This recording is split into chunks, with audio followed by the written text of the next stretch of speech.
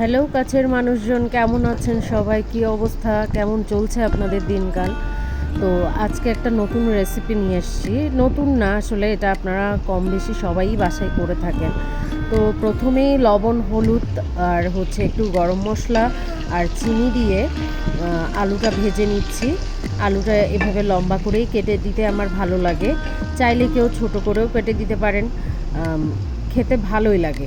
হ্যাঁ, একটু চিনি দেওয়ার কারণ কি, আলুটা লাল লাল হবে দেখতে ভাজার পরে, আর এটা স্বাদটা খুব ভালোভাবে ভেতরে ঢুকবে। তুলে নিচ্ছি, এবার তুলে নিয়ে ওই একই তেলে পেঁয়াজ কাঁচামরিচ ভালোভাবে দিয়ে একটু নেড়ে নিচ্ছি। আর আমি দুপুরবেলাতেই চিংড়িটা ম্যারিনেট করে রেখেছিলাম, যেহেতু রাতে রান্না করছি। তো চিংড়িটা যত বেশি ম্যারিনেট করে রাখবেন আপনি বিভিন্ন মশলা দিয়ে, তো বিভিন্ন মশলার মধ্যে ছিল পেঁয়াজ বাটা, রসুন বাটা, আদা বাটা, জিরা গুঁড়া, তারপরে কাঁচামরিচ ফালি, তারপরে একটু বাদাম বাটা, তারপর মরিচ গুঁড়া, এগুলোই একটু গরম মশলাও দিয়েছিলাম। তো সব কিছু মিলিয়ে একটা পেস্ট বানিয়ে, সচরাচর আমরা যে পেস্টটা দিয়ে থাকি রান্নার মধ্যে সেই একই পেস্ট, আহামরি কিছু না, যার যা আছে তা দিয়ে। চিংড়ি কিন্তু এমনিতে কাঁচামরিচ পেঁয়াজ দিয়ে রান্না করলেও কিন্তু খেতে মজা হয়। তো আমি এই মশলাটা পুরোটা কষার জন্য দিয়ে দিলাম। অনেকে প্রশ্ন করতে পারেন যে মশলাটা আগে ভুনে নিলাম না কেন, বা একটু আগে একটু যদি কষিয়ে নিতাম তাহলে চিংড়িটা দিলে ভালো হতো।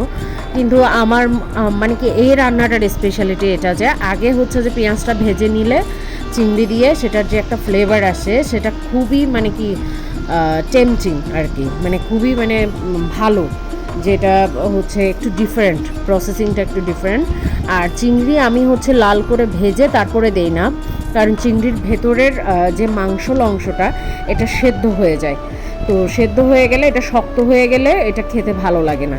তো মশলাটা কষিয়ে তারপরে যদি দেই সবচেয়ে ভালো হয়। যাই হোক, আমার রান্নাটা কমপ্লিট।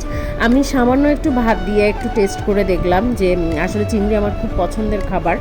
তো যখন এটা রান্না করছিলাম তখনই আমার জিভে পানি চলে এসছে। ইভেন এখন আমি ভয়েস দিচ্ছি, আমার এখনই আবার ক্ষুধা পেয়ে গেল আর কি। তো আমি একটু নিলাম, নিয়ে প্রথমে একটু পেঁয়াজ দিয়ে যে একটু কচলে, মানে এটা একটু অনেকটা ভর্তা টাইপের মতন হয়ে যায় আর কি, মানে একটু শুকনো শুকনো টাইপের, গ্রেভি থাকবে না কোনো। ডাল দিয়ে খেতে পারেন এটা। নর্মালি এটা দিয়েই আপনার পুরো ভাত খাওয়া হয়ে যাবে। 1 প্লেট ভাত খাওয়া বা 2 প্লেট ভাত শেষ করা কোনো ব্যাপারই না। মুখে রুচি লাগছে না, তখন এই রেসিপিটা করে খান, সবচেয়ে ভালো হবে। আর এই চিংড়িটাকে কী চিংড়ি বলে আমি জানি না, আমাদের এখানে চট্টগ্রামের ভাষায় চাগা ইচা বলে।